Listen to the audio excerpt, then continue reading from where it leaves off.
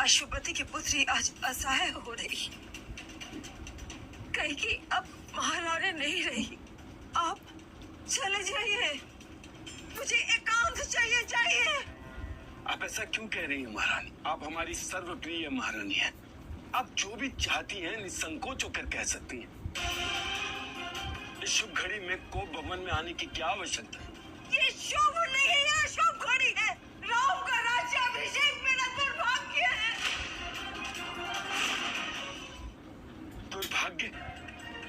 हमने ज्येष्ठ पुत्र राम के राज्याभिषेक की घोषणा कर कोई भूल कर दी?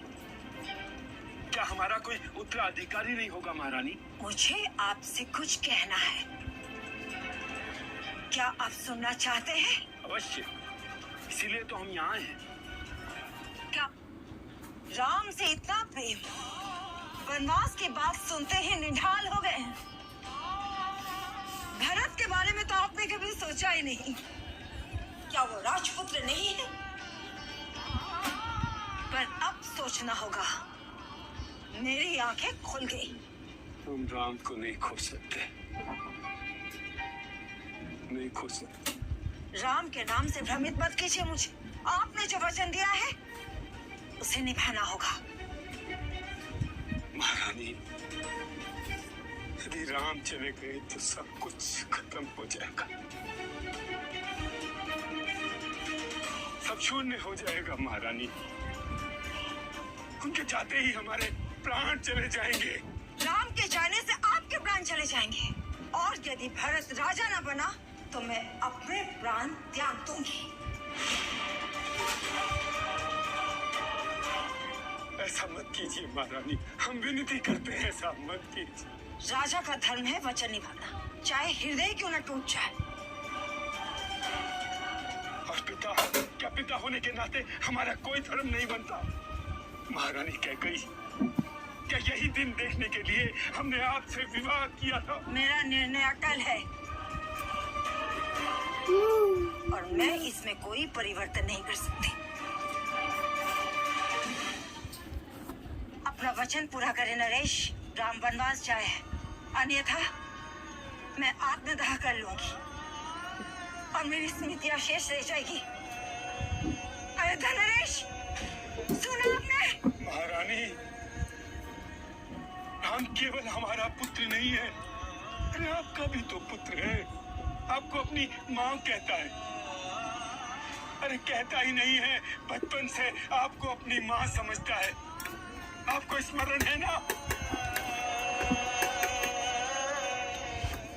माँ, आप यहाँ पर? मुझे लगा राजकाज में लगी है। पुत्र, मैं तुम्हारे लिए ये पुष्प की माला बना रही थी। मेरे लिए? सच? हाँ पुत्र, आज तुमने पहली बार धनुष को साधा है। ये तुम्हारी योग्यता और कौशल की पहली सीढ़ी है पुत्र। पर माताश्री, मुझे धनुष से अधिक प्रिय आपके हाथों का पकवान लगता है। राम, तुम बहुत चंचल हो गए हो, परंतु तुम्हें राजा बनना भी सीखना होगा ना?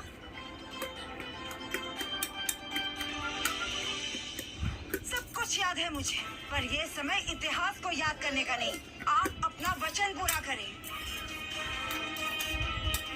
आप निर्णय दे राजन, अभी इस क्षण निर्णय दे।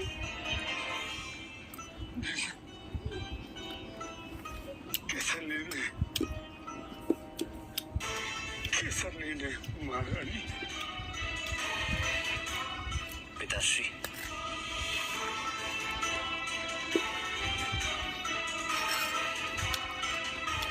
आपने मुझे बुलाया पिताश्री।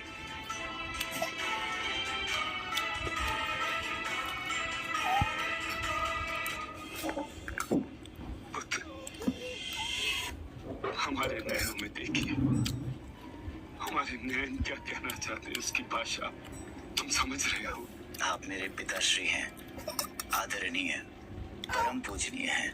आप कृपया मुझे आंखों की भाषा समझने की जिम्मेदारी न दें, केवल आदेश दें।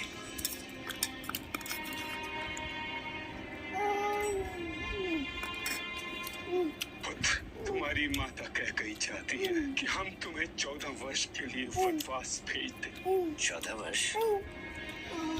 हाँ, 14 वर्ष। और तुम्हारा भ्राता भरत अयोध्या में राज करेगा।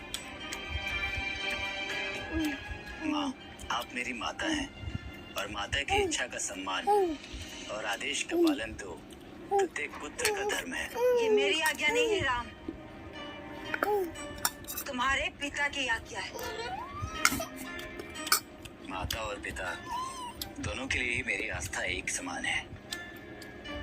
मैं कल ही वन की ओर प्रस्थान करूंगा। नहीं पुत्र, हम तुम्हें अपने से दूर नहीं जाने देते। तुम्हें अपना पुत्र धर्म भी तो निभाना है ना। आपको दिया गया वचन ही मेरे लिए धर्म है पिताश्री, और माता कैकेयी की इच्छा मेरे लिए आदेश है।